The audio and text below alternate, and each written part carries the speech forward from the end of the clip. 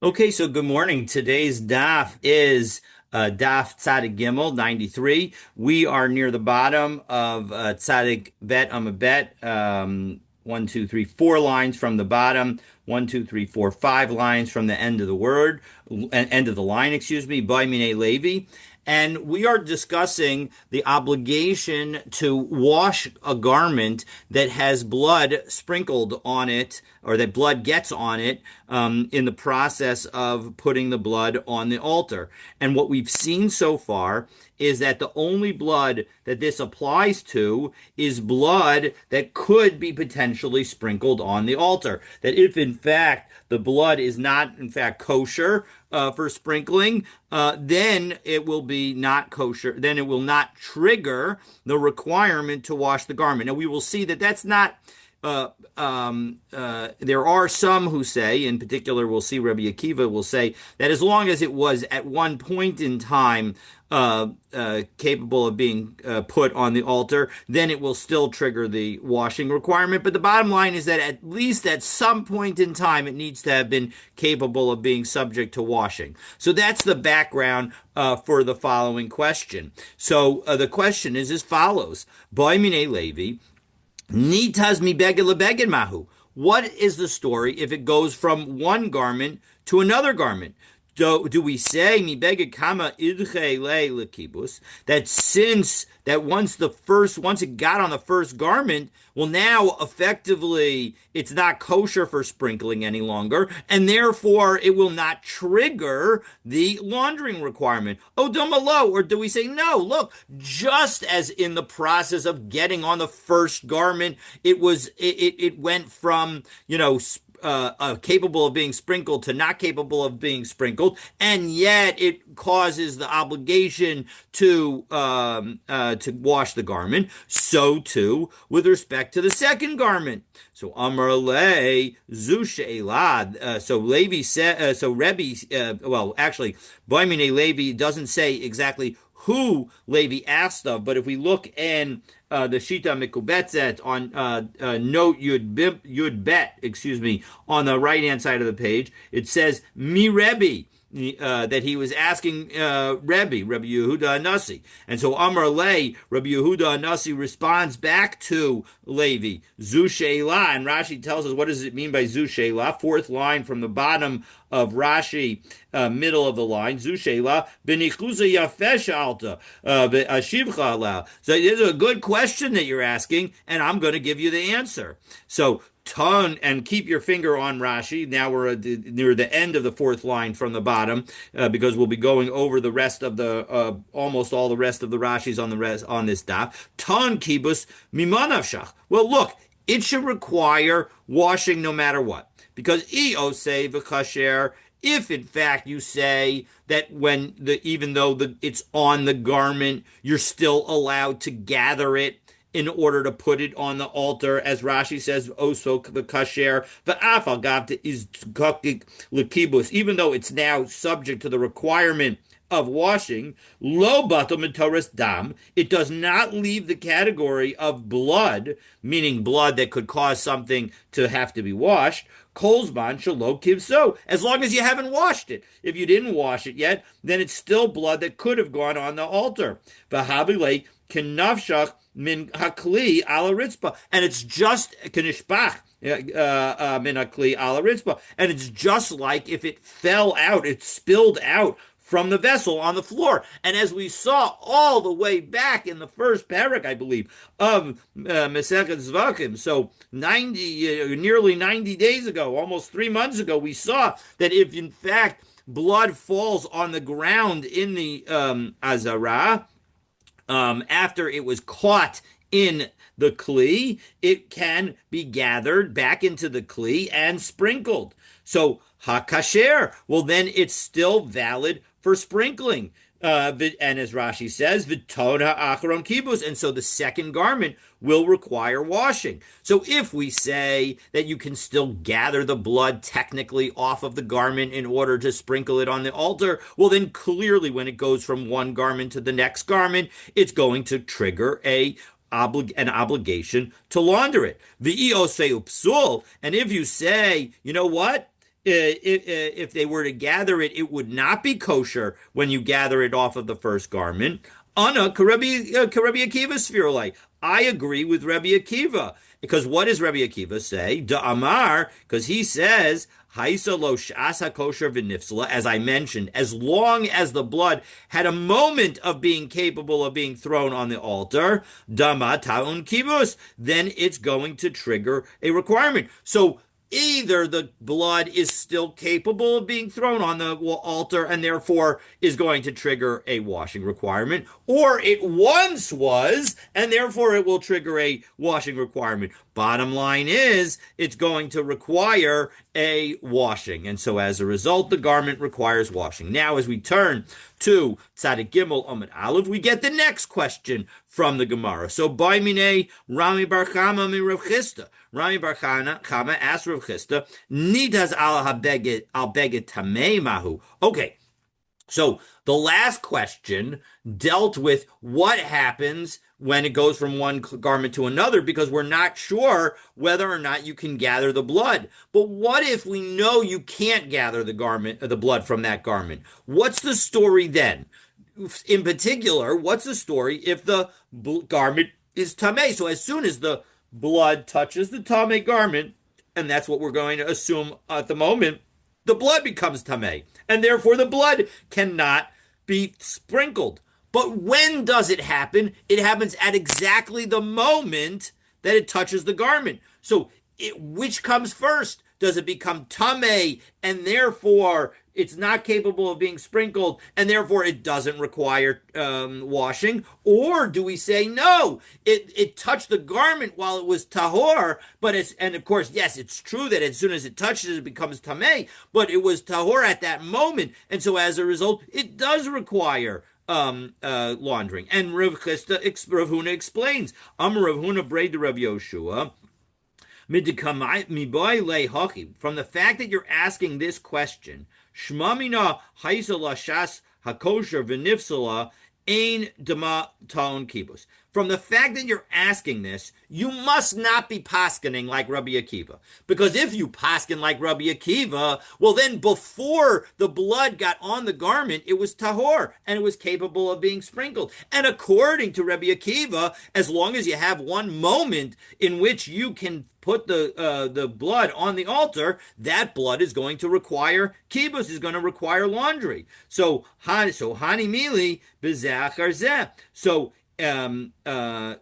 do we say that this is one after the other, meaning that that the law that that the invalidated blood does not become subject to a garment laundering only applies when the invalidation happens first, and then the garment gets dirty, and therefore you would not have to wash? Or aval bevas achas lo, and maybe we will say that it does not. That if it happens all at the same time, then we don't apply the rule of if it's that you can't that because it couldn't be sprinkled, you don't have to wash it, and instead you would have to wash it. Odom meloshna, or do we say no? There's no difference. It doesn't make a difference whether it's tamei and then goes on the garment, or it becomes tamei when it touches the garment.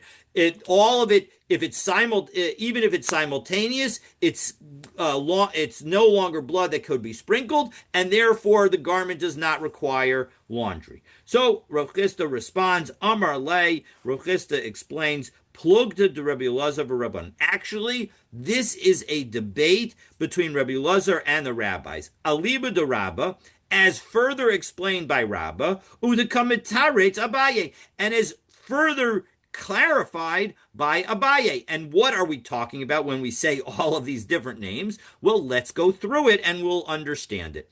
Titania, because we have a brisa.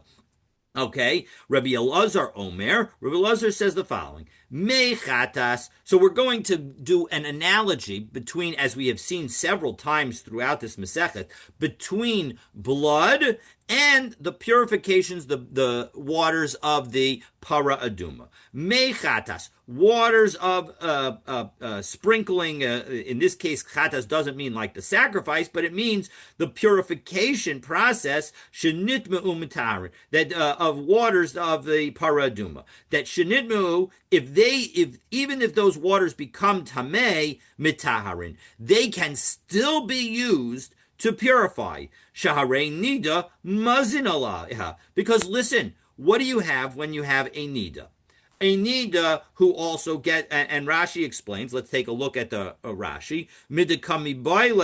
A second. So let's go mitaharin. Second of the narrow lines in Rashi. Mitaharin es ha'adam mitumas meis ki'ilu lo nitma. That the blood, that this water, this paraduma water has the ability to cause somebody to no longer be tamei meis, even as if the water was not tamei in the first place. And how do I know that that's the case? Next Rashi, shaharei nida, shenitma'a b'meis, that if you have a nida, a woman who needs to go to the mikvah after having her period, so she also happens to be tamei meis. Mazin aleha lifnei tfilas nidata. We are allowed to purify her from her tumas meis category, from her being tamei to a dead person, even before she goes to the mikvah with respect to her nida being a nida.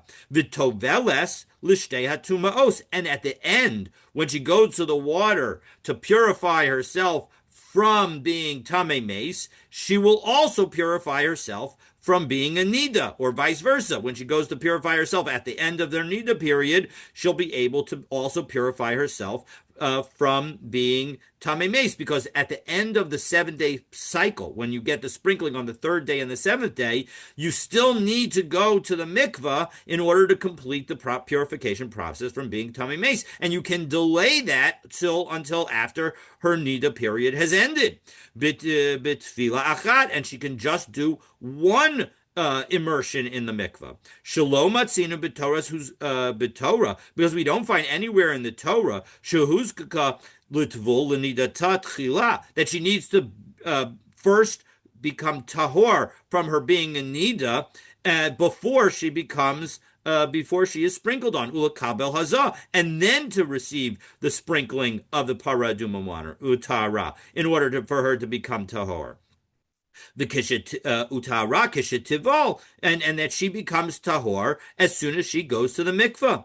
So as a result, how do I see from this that even if purification waters become tamei, that they can still work? Because v'yesh mikan raya l'mei chatas, and so we have here a proof that these purification waters shenitmu, that they become tamei, kodam hazatan, before even the sprinkling happens, kinamafarish Rabbah v'azil. As we are about to see, Rabbah is going to explain how this all works. At the moment, we're going to see, Sharei Nida Mazin Aleh, because in fact, she's sprinkled on her, and presumably that's going to cause the water to become tamei. Now, at the moment, it doesn't show that the purification water can be tamei before hand and still work, but it shows that maybe it will work if it's at the same time. V'amar Rabbah, and Rabbah clarified, Rabbi Elazar Bishitas Rabbi Akiva Rabbo Amra, that Rabbi Elazar was speaking in connection with what Rabbi Akiva, his teacher, taught. Da Amar, because Rabbi Akiva say, Ha'avaras kli al gabi makom tamei kemunach dami, that any vessel that goes over something that is tamei, it's as if the vessel was put in the tamei location, and therefore it's treated as tamei. As Rashi says, V'amar Rabbah, Rabbi Elazar shemevi raya mehazas nida, when Rabbi Elazar is bringing a proof from the sprinkling on a nida, she'ena dome lezu, that it isn't completely comparable to the case of the that we're talking about. De'ilu nida hazav v'tumas hamayim ban ke'echad. When the sprinkling goes on the nida, it happened. The tamei, the water itself becomes tamei at the time that it hits the nida, and that isn't in fact a proof that waters that have already become tamei can also work.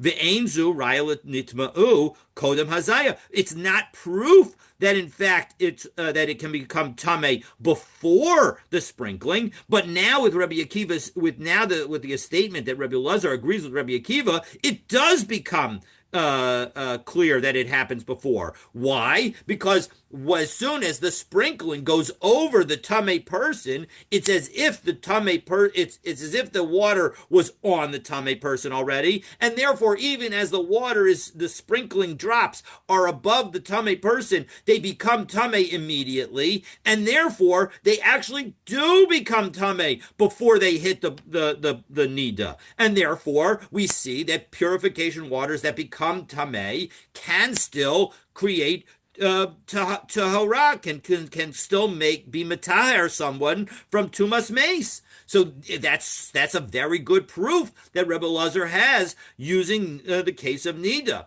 But there's a problem. One second. So, and how do we know that in fact Rabbi Akiva says that a vessel is treated as put down on something tameh if it goes over the airspace of something tameh? Detanan haya omed chutz l'tanur. If you were standing outside a wall that has an oven, visheretz b'tanur, and there is a dead animal, dead bug kind of creature, dead creepy crawly creature in the oven that can create tuma in the oven. V'hoshit yado l'chalon, and now you stick your hand through the window that is over that oven, v'natal es halagin, and you now take a jar of purification waters of mechatas v'heviru al pi tanur, and you then pass it over the opening of the oven. Rabbi Akiva metame v'chachamim matarin. Rabbi Akiva says that jug is now tameh because it went over the area of the oven, and even though that area isn't technically tameh because the air does the tuma of a sheretz does not go up out of the oven and into the sky, but Rabbi Akiva treats it as tameh because we treat it as if the item was put down in the oven, and in the oven the whole that would be tameh. The chachamim matarin, whereas the chachamim say no, it's all tar because the tuma doesn't go out of the oven, and therefore we don't treat it as if you put the vessel down in the oven. Ubaha pligi, and this is what they're arguing about.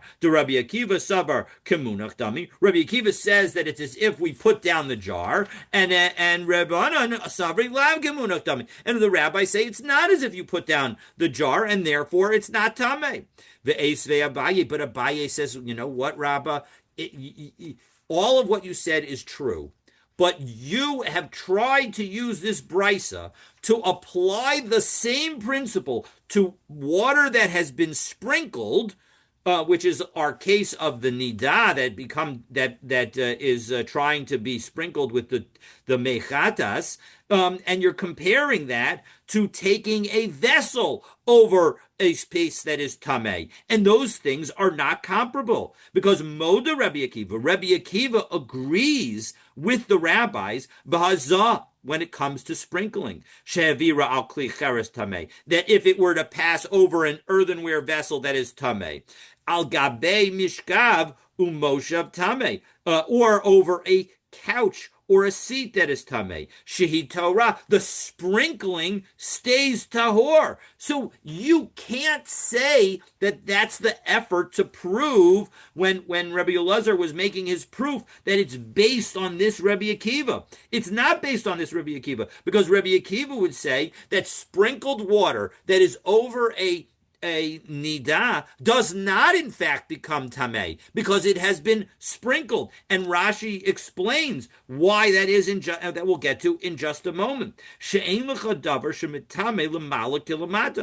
only thing that sends tuma up into the air as if it were something was below and touching it, elikazayas minames. It's only when you have a flesh, actual dead human body. Ushar kol hamahalian, and also any situation where you actually have an ohel over something that's tameh. In those situations, you will in fact have tuma go up and fill out a space. But other than that, you're not going to to create tuma, la'atuye even hamunugas. And this also includes, when we say all others that convey tuma through roof, that's also referring to a stone afflicted with saras. So saras and tumas mace, those are the things that can go up. But other things are not going to go up and go throughout the entire house, and therefore, when it's sprinkling goes over it, it's not going to actually cause it to become tamei. And so, at the moment, we still don't quite understand how Rabbi Lazar proves that mechatas that became tamei already can still be sprinkled from the case of nida. So we still need to figure that out. So now Abaye comes to the rescue and gives us the explanation. Ella amar Abaye dekuli alma lav kamunach tamei. Everybody agrees that when you put the jar over something that's tamei, we don't treat it as if you put it down. And here is what Rabbi Akiva and the rabbis are arguing about. Oh, and let's take a look at that Rashi. Moda Rabbi Akiva. Avalpi shenichlak belogin. So this is Rashi 1, 2, 3, 4, 5, 6, 7, 8, 9, 10, 11 lines up in the narrow lines of Rashi on Tzadik Gimel Amud Aleph. Moda Rabbi Akiva avalpi shenichlak belogin shall mechatas, that even though the mechatas water, modahu, even though he says that water, when it goes over the oven, is going to become tamei, modahu bahazah, he agrees that when it's sprinkled, shahavira, and it goes over the same space, shahaya maza al ha'adam, the tanur tamei, that you sprinkled on a person and it went over an oven that was tamei, mafsiko havara hazah al piyatanur, that it does not, in fact, that overgoing of the tanur does not actually cause it to become tamei. It does not. The tanur itself separates, and the sprinkling that goes over it does not, in fact, become tamei. And so Ella Amar Abaye. So Abaye now comes to the rescue and explains as follows. So, 1 second. I'm sorry, let's do the next Rashi down. Ulam malakalamata, ba'oel kibenagia, that in fact, if it's in a tent, it's as if it was touching. So ushar kol hamahalin leituye even umanagos, and the other kinds of things that are that where you have an oil that apply to it, they can also, and that comes to include, for example, a stone that has saras. So what do we see from all this? Alma bahazas nida leika lamemar l'Rebbe Akiva shmishiba lamala ba'aver al hanida nitmas. You can't say, based on Abaye's question, you can't say that when the sprinkled mechatas waters go over the nida, that's when they become tamei.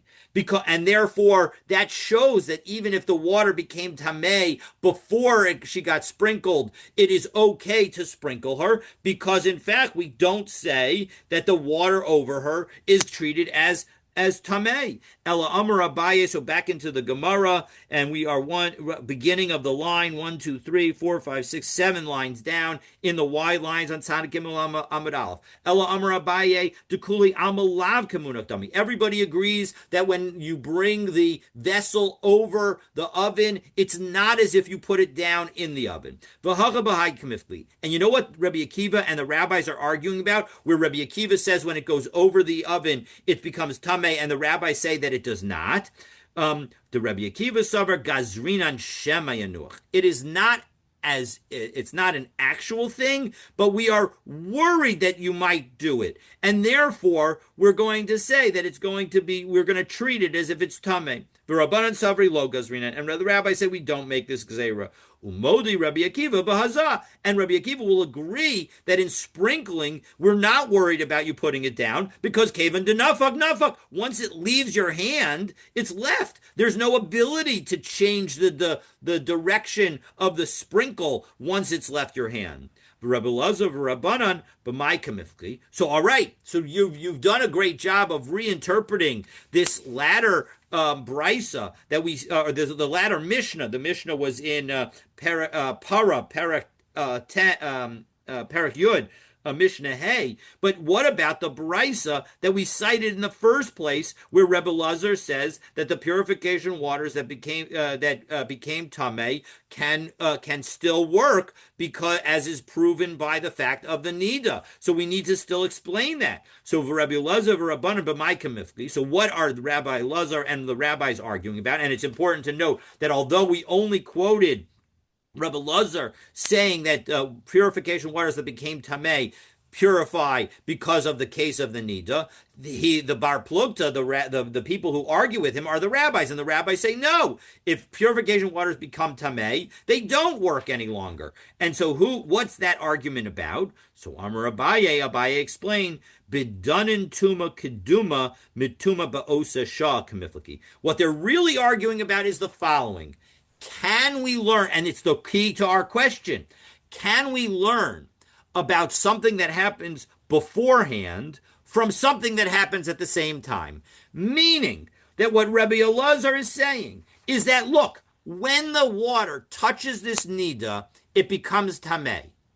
And so just as that water, which became tamei as soon as it touched her, is able to work on her, that shows that something that would have already become tamei would also work on her. Because if something that had become tamei would not work, well, then this nida water that became tamei by touching her also would not work. And that's because Rabbi Elazar believes that those two cases, when it happens at the same time and when it happens beforehand, are treated by the same rules. Whereas Mar Savar Danin, Rabbi Lazar says that we compare the two. Umar Savar ain't Danin. And the rabbis say you don't. They're completely different situations. And just because the Mechatas can work when it touches a Nida doesn't tell us anything about whether or not Mechatas that became Tamei already can work in another situation.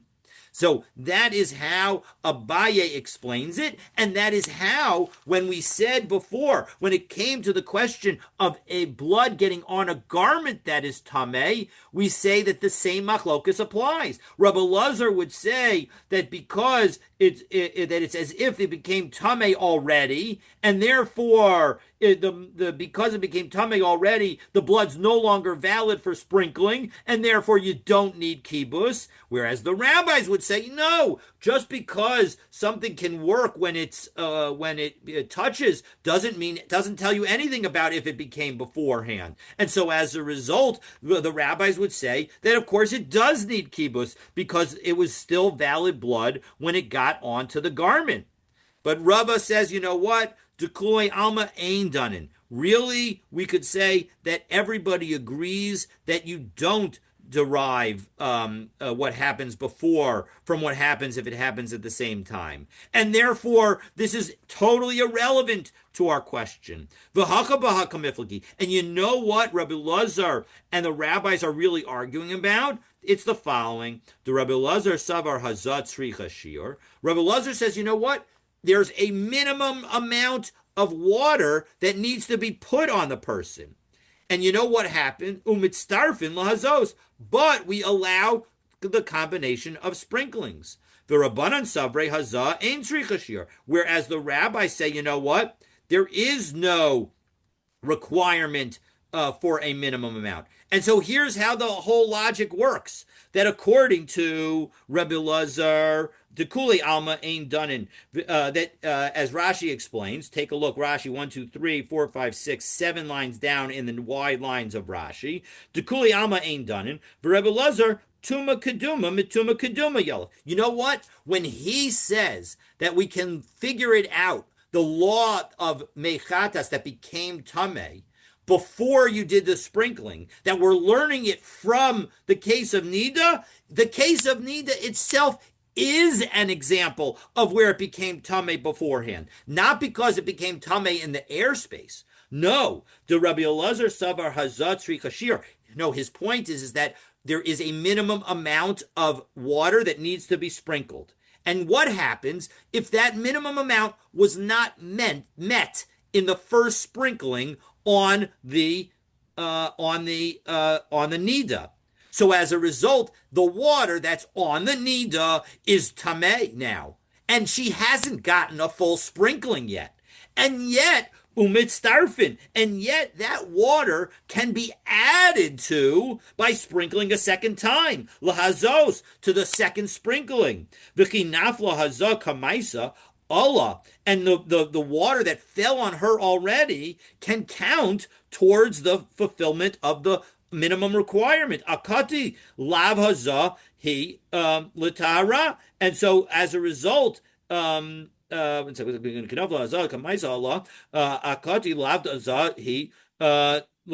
It's not that first falling on her wasn't sufficient, and therefore isn't enough to cause her to become tara. To become tahor, va'afal gaf shenitmas ha'azah, and notwithstanding the fact that that original sprinkling, which wasn't enough, ha'azah rishona, kishinaga bach choseres umitztarefes imashniya, when now she gets sprinkled a second time, it comes to be added to it, lahashlim hashiur, to come and finish the full amount. Alma mechata shenitmeu lifnei hazah mitarin. And so we see that according to Rebbe Lazar, his proof from a nida case is that in fact, in that case, there's a situation where you can have the water that was already have been tameh and yet still continue to work. And so that is the proof that according to Rebbe Lazar, we are allowed to use, as Rava explains it, we are allowed to use water that that has already become tameh. And so as a result, in this read, there's no proof from this argument to our case of the blood that goes from onto a garment that's tameh, because it's just not a relevant factor. For Rabbanan Sabri Ein Hazar Tzarach Shir, and the rabbis say no. There's no. Continuing on in Rashi. Now we're 1, 2, 3, 4, 5, 6, 7, 8 lines up in Rashi. Yes, 8 lines up in the Rashi, from the bottom of Tzadik Gimel Amud Bet, Tzadik Gimel Amud Aleph, excuse me, Hazah Kamaisa, from the first sprinkling, Istalkala Hazah, that there, though it already worked, this sprinkling, V'leika Lamelev Mina Tuma Keduma, and therefore you can't learn anything about a situation where it was already Tameh. Because when did this water become tameh? At the exact same moment. And what we say is everybody agrees that you can't, that when something happens at the exact same moment, you don't know anything from that to the case of what happens beforehand. And so as a result, the bottom line is that it could be that we learn the same thing from hazah of blood, from hazah of mechatas to the hazah of blood, and therefore it would require kibus, but we could also not. And in fact, I understand that the Rambam paskins that we don't actually require the cleaning in the case of a tameh garment. So that is the end of our proof. And so now we continue with the next piece of our Mishnah that we had learned, I believe yesterday, and where we say chatas psula, that the case was, and what happens if the chatas was pasul and then the garment was splattered by blood? Well, then that's not going to require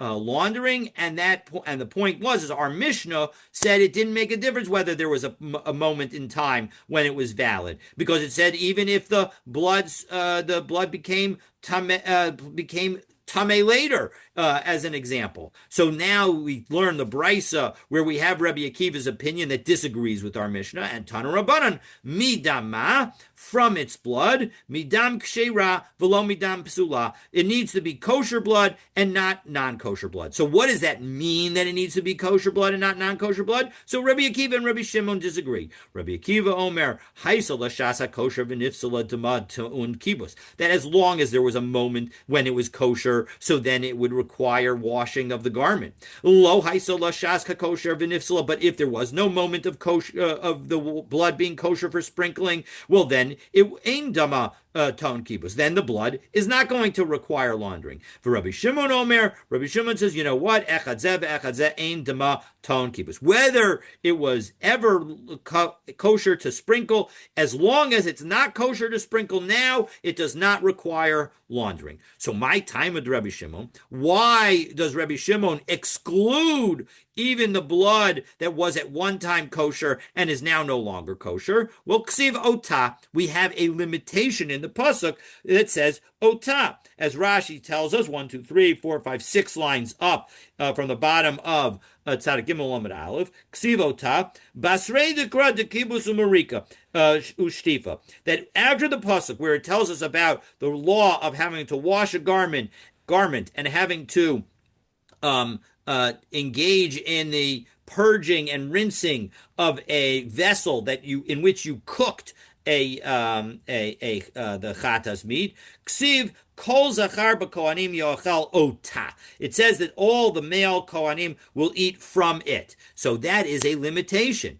And uksiv midama, and it also has the word midama. If we look up a line, so now 7 lines up in Rashi, midama miutahi. That's also a limitation word. Dama shel zu velo dama shel acheret. It's blood, but not some other blood. And so chad lahega dehaisa lo shasa kosher. And one of these is telling us that even where there was a moment of validity of the sprinkling of the blood, even then, if that blood now is no longer valid and it goes on a garment, it's not going to require kibus. The Rabbi Akiva, all right, so Rabbi Akiva also sees these words in the psukim. So why doesn't he also say that all blood, as long as it's not kosher right now, is not going to trigger a requirement? Why doesn't he have 2 exclusions? Ota prat latruma. No, the word ota is telling us that when we're talking about things that trigger the requirement of purging and rinsing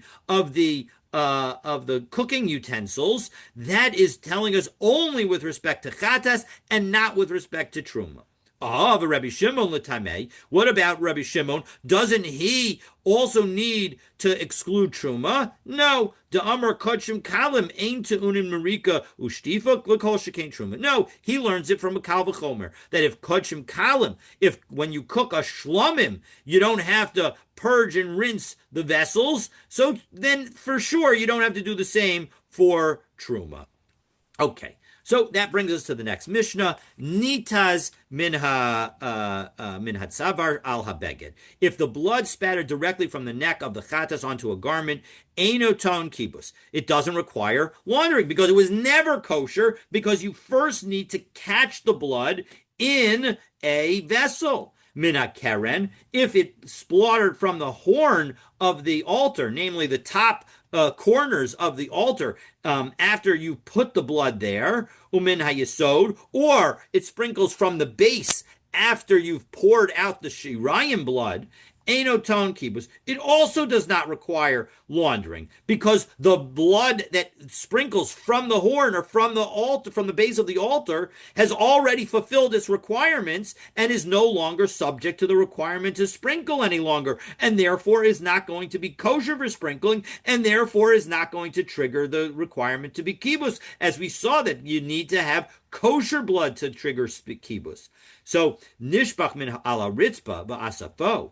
If in fact it fell on the ground and now it was gathered up, and Rashi clarifies that we're talking about here a situation where it fell on the ground from the animal's neck and not from a vessel, ein ton kibus. Again, that's not going to require laundering, because that blood that spilled directly from the neck onto the floor is not blood that can be used to sprinkle.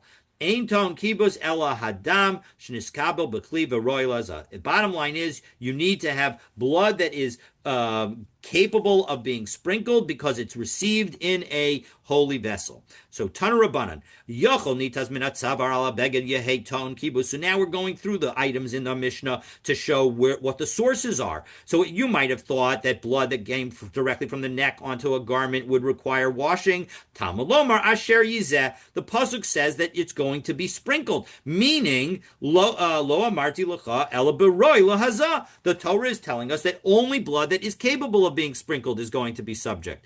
And Tanya Idach, we've got another brisa that now focuses on where it comes from, the horn or from the base. Yachol nitas min hakeren o min yesod yehei ton kibus. I might have thought that that even blood spattered from the horn or from the base of the altar would also trigger laundering. Talmud Lomer asher yizeh. It's going to be will sprinkle.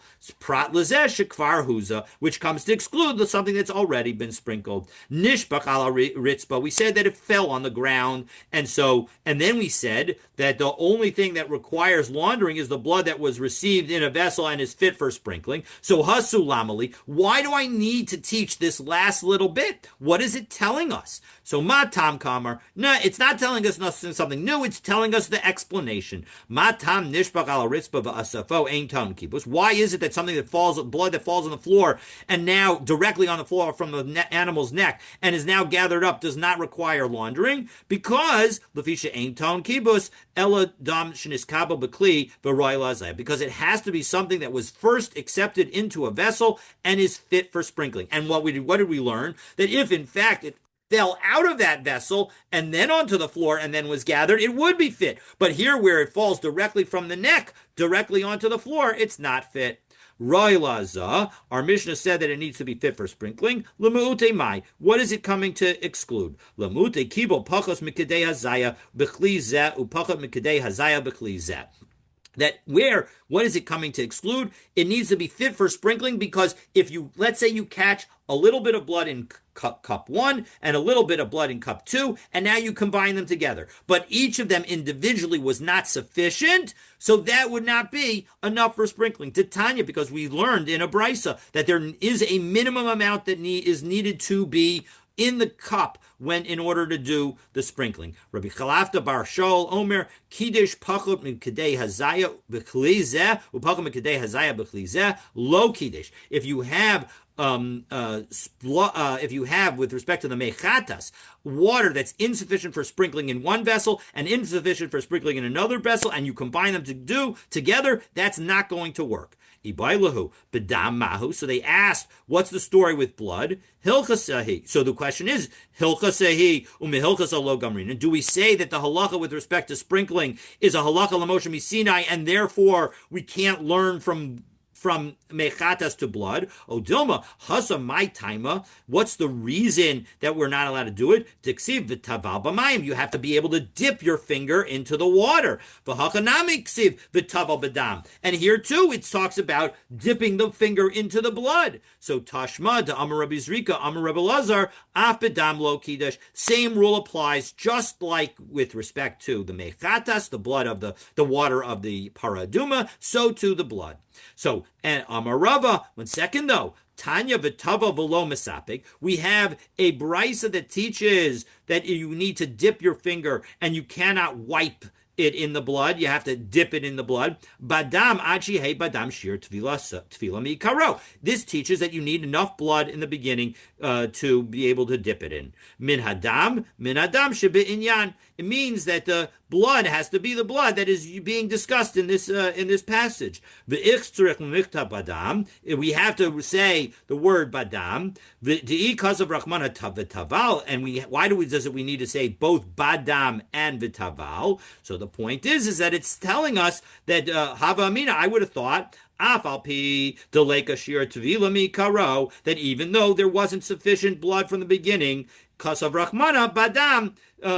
So therefore, the Torah says that it needs to be in the blood, teaching that you need to have received the full amount in the very beginning. Because of rachmana badam, and if it said in the blood and didn't reference the taval, havamina afilu misabik. I might have thought that you could even wipe the blood onto your finger. So kasav rachmana v'tavel, and therefore the Torah had to also say v'tavel. So min hadam shebe inyan l'me'utemai. So what does it mean when we said before, and we quoted the brisa, that min hadam means that it's got to be that blood? What is it coming to exclude? So amarava l'me'ute shirayim shebe etzba. It comes to tell us that the leftover blood on your finger is no longer kosher for using to put new blood on a different corner. So if I dip my finger in the blood, I'm not a Kohen obviously, but if a Kohen dips his finger in the blood and puts it on one corner and now goes to the next corner, he needs to make sure that there's no blood left on his finger before he dips it again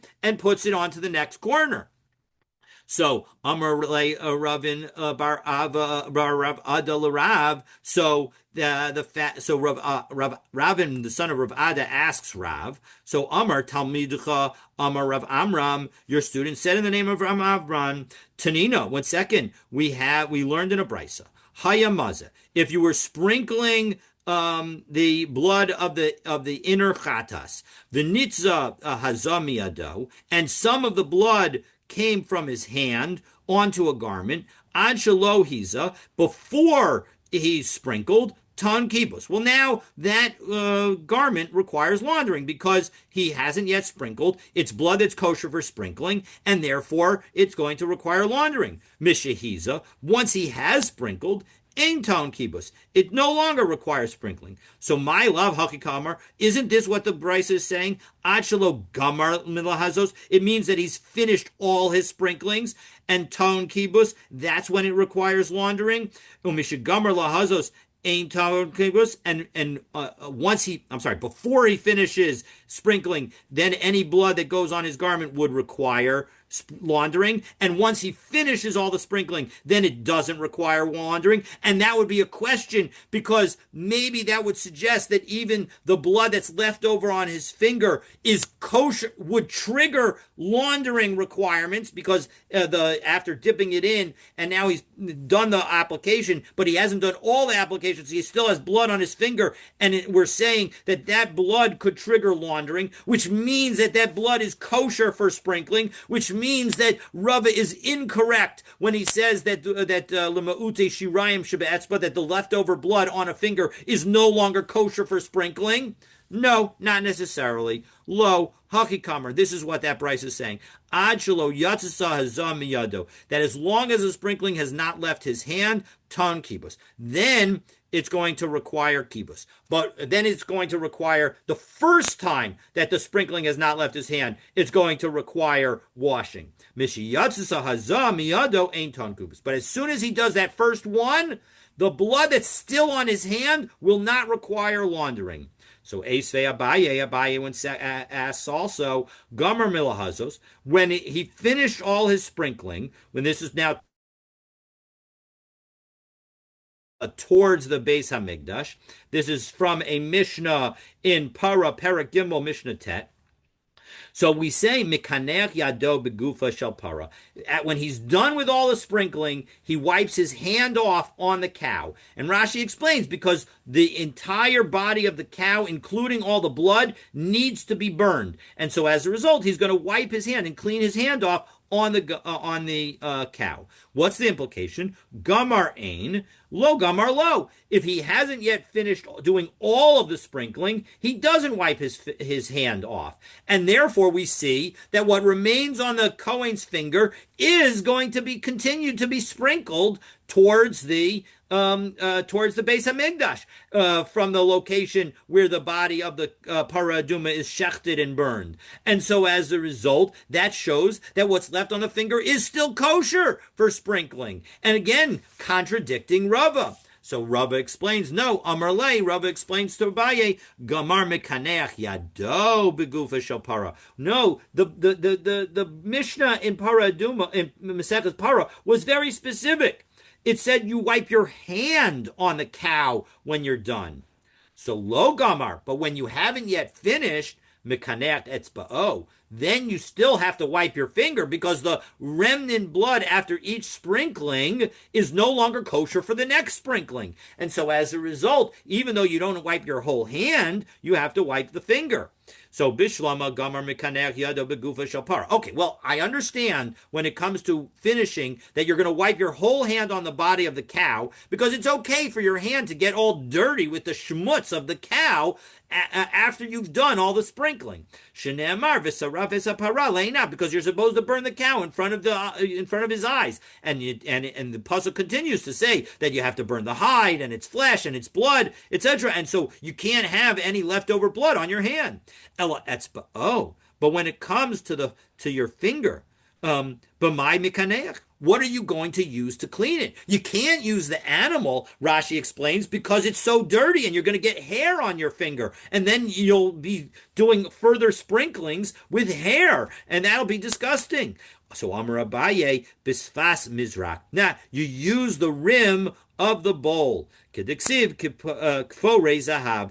Because what we were supposed to use? Golden bowls. And so as a result, that is how we do the sprinkling in order to avoid using any of the blood effectively for two sprinklings. So once we do one sprinkling, we wipe the finger off, and then we go and dip it again and do the next sprinkling. And that's true with respect to the blood of the paraduma. It's as true with respect to the blood of the chatas. It's true in general. And so as a result, that's the situation, and we'll end there, and we'll pick up, God willing, with the next Mishnah, God willing, tomorrow. Looking forward to continuing our learning together. Have a wonderful day.